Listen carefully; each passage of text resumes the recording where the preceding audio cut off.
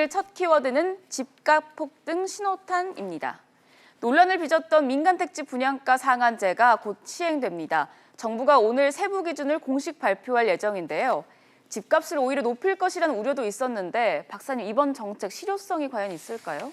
예, 지금 부동산 정책에 운명의 순간이 다가오고 있습니다. 네. 오늘 오전 10시에 국토부가 집권 여당인 민주당과 당정 협의를 거쳐서 분양가 상한제 도입을 발표한다, 이런 얘기인데요. 네. 말이 협의지 분양가 상한제로 확정했다는 그런 지금 보도가 잇따르고 있어요. 네. 분양가 상한제라는 것은 이 민간이 아파트를 지을 때 처음 시장에 나오는 아파트의 이 판매 가격을 정부가 직접 통제하겠다는 겁니다. 네. 이게 이제 경제학에서 말하는 이 프라이스 컨트롤, 가격 컨트롤인데요.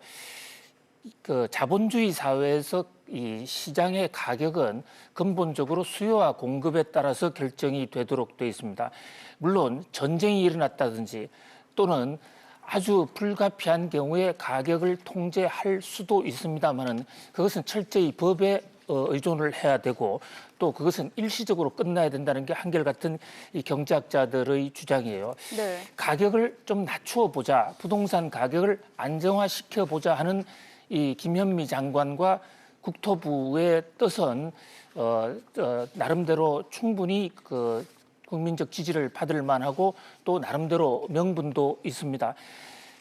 분양가를 낮추면 단기적으로 가격이 떨어질 가능성이 분명히 있습니다.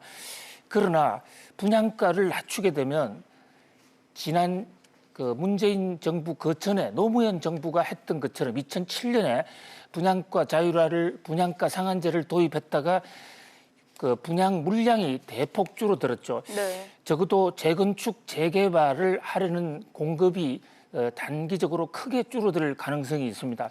그렇게 되면 결국은 공급 부족에 의한 가격 폭등이 올 가능성이 있거든요.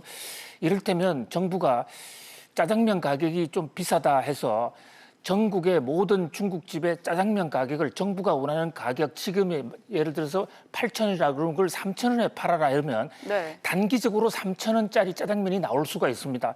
그래서 국민들은 값싼 짜장면의 혜택을 볼 수가 있습니다만은 네. 짜장면 업자들이 이 중국집 사업자들이 대부분 짜장면은 만들어내지 않고 우동과 짬뽕이라든지 다른 종목으로 다 돌려버리게 되면 결국은 시중에는 짜장면이 없어지게 되고 그것을 먹으려게 되면 굳이 먹겠다고 그러면 비싼 가격을 치러야 된다라는 그런 얘기가 되는 것이거든요. 네. 그런 면에서 가격 통제는 경제학에서 최악의 경우에 어쩔 수 없는 상황에서 아주 제한적으로 취해야 된다라는 것이 통론입니다.